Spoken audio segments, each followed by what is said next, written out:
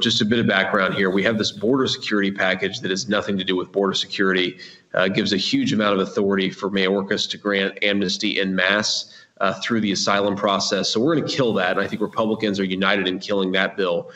Now, what is coming immediately after that is actually a huge surprise. And this is big news, Steve, because this was not known even 12 hours ago. But the establishment combined with the Democrats are then going to cut out the border piece of this package, which leaves Ukraine, Taiwan, Israel funding, and try to jam it through today. Now, we have to remember that we've had no time to review the Ukraine piece of this. You know how I feel about Ukraine, but even some of my friends who are pro-Ukraine funding are saying, wait, we have to have time to actually review this. But Steve, this is all about giving away what little leverage we have over the Democrats, passing this Ukraine package, and then putting pressure on the House. So it's a lose from a policy perspective. It's a lose from a political perspective. And I have no idea why we're doing it except for this. Senate leadership is obsessed, Steve. I mean, absolutely a borderline fetish with getting Ukraine money, and they're willing to give away all of our leverage to get it. Everybody needs to say this is a no-go. Vote no on this package. It is the single most important thing to kill in the U.S. Senate since I've been here, the worst piece of legislation, I think, in the U.S. Senate since I've been here, and we've got to absolutely get it out of here. 202-224-3121 is the number for the main switchboard, or download Bill Blaster right now. You get the direct contacts of their field offices and their main offices. Senator Vance, why does this have anything to do? I mean, here's what the audience had a tough time understanding. This thing was secret for 5 months, this big negotiation. Rosemary Jenks came on this show, leaked from people that were working on the deal to walk through what was in it, the awfulness. They came out and said we were lying. This is all internet rumor. They said Breitbart's lying, War Room's lying, everybody. They then come out with something on Sunday afternoon that was actually worse than what the leaks were about. Just walk us through the mechanics. And they kept all you guys in the dark, and not just you as a freshman. They kept senior guys never saw this. How is it? How do you guys sit around the table and even have a discussion now when this thing was an amnesty bill? They totally lied about it, and now they swore they would never do anything on Ukraine until they got a secure border. Yet this afternoon, you and others about to get jammed up on this Ukraine situation, sir. Yeah, so what happened in the background, Steve, is that the negotiation happened completely in secret, of course. We didn't know any of the details of what was coming out. We were promised it was going to be great. But remember, we went into this negotiation saying there's a very simple proposition here. The Democrats want Ukraine money. We don't want to give them Ukraine money, or even if we do, some of my colleagues do, of course, we want border security more than that. So tell Joe Biden, very simply, he doesn't get another dime for Ukraine unless he shuts down the American border. That was what we thought we were negotiating here.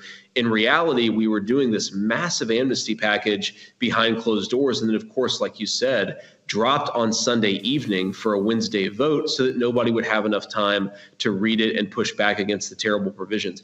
Here's what I've heard, Steve, and I've heard this from both Democrats and Republicans in the United States Senate, that the Republicans were never empowered by our own leadership to really push for concessions. So, James Lankford from Oklahoma is getting a lot of crap for this. What I've heard is actually that he was told that he was not allowed to get major concessions on the border because this was always a fig leaf. It was always a question of how could you get enough on the border so the conservatives would swallow $61 billion for Ukraine. They may not love it, but they love border security. That was always the trade they were being forced to make. Well, as you know, Steve, if you go into negotiation and you're already preemptively giving concessions and you're unwilling to walk away because you're supposed to give border to get Ukraine funding, right? That's what the Democrats are saying. Well, if the Republican leadership wants Ukraine funding as much as the Democrats, we don't have any leverage to begin with. And that was the fundamental flaw in this entire process, is we had no leverage because our leadership didn't allow us to have leverage. That's why this whole thing is broken down. And that's why they've now immediately pivoted to getting money for Ukraine, which if we cared about the border, Steve, what we should be doing is going back to the drawing board saying this isn't good enough, but still the deal is on the table. No more money for Ukraine unless Biden shuts down the border. The fact that we're not even doing that, Steve, gives the whole game away. It was never about the border. It was always about Ukraine. Senator Vance, you've spent more time and focus to get to the American people what the truth is. Here's what Zelensky's tried to fire the revered, and you're a former Marine, so you know this general's a revered guy, the head of their uniformed services. He tried to fire him. The guy said, "No, I'm not going to resign." They had this standoff. Victoria Nuland flew over there. Can you give us an update on at least what the Senate thinks is going on? It seems like almost a soft coup. The Ukrainian government, the offensive stalled. They're talking about another potential offensive, but the government looks like it may be close to collapse. How can they make the argument that this is a time to be sending $60 billion of taxpayer money, maybe to lead to the more destruction of the nation, of the Ukrainian nation itself and its people, sir? Well, Steve, nobody really knows what's coming out of Ukraine because nobody's curious about it. I mean, you know about it. I know about it because we pay attention when we read these things. But look, this isn't like The Economist, right? These are establishment newspapers and magazines where the real story of Ukraine is that it's turning into a rump state. Zelensky, the military leader that you're talking about, is getting fired by Zelensky because he's telling the truth and saying, look, there's no path to victory here. We need to be pushing towards negotiation. So we're witnessing Ukraine become a rump state, and we're witnessing, like you said, a soft coup where anybody who challenges the narrative, even within Ukraine, is being memory holed. It's crazy, Steve. What these guys have convinced themselves is that if we write another $61 billion check to Ukraine, Ukraine has some chance of victory. It's insane. Whatever your views are on whether we should be supporting the Ukrainians or should have supported them in the beginning, it is clear now they can't win.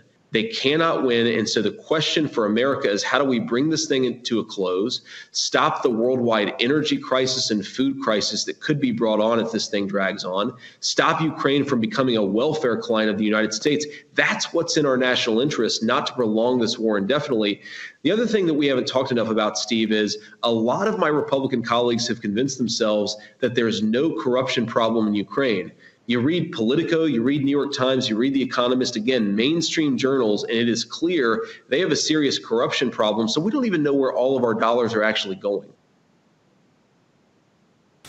Senator, you stay uniquely close to the people because you're a populist, the people of Ohio. What do your constituents think of both the border, quote-unquote, security bill and this Ukraine situation? What are their thoughts when you talk to them?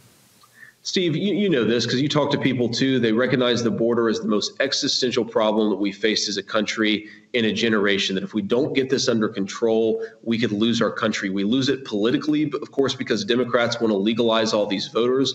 We lose it in terms of the drugs, the fentanyl, the sex trafficking coming into our country. So they know this is the most important crisis that we face. Even if they're pro-Ukraine funding, and most, of course, are not, that's not a top 10 concern, Steve. You go into a room in Ohio and you ask the audience who supports Ukraine funding, who doesn't. 80% of the hands will say they don't support further Ukraine funding. You ask everybody, is Ukraine a top 10 issue, and not a single hand goes up. Everybody recognizes we've got more important things to do. And if Ukraine matters at all as an important issue, it's because it gives us leverage. You know this, Steve, in divided government, we're not going to get everything that we want, but you can get some things you want if you're willing to use the leverage that you have. Unfortunately, our leadership has taken it off the table because they care about Ukraine maybe more than the Democrats do.